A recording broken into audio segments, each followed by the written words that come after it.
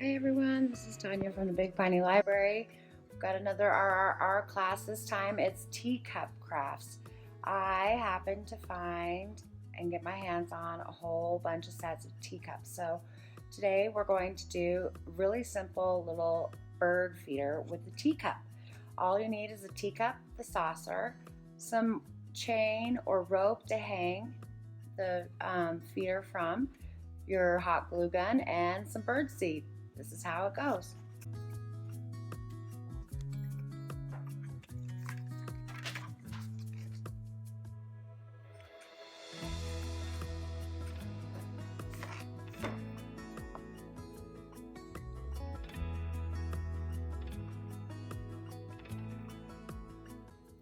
Now all you do is connect your chain to your cup to hang it from the tree and fill with birdseed.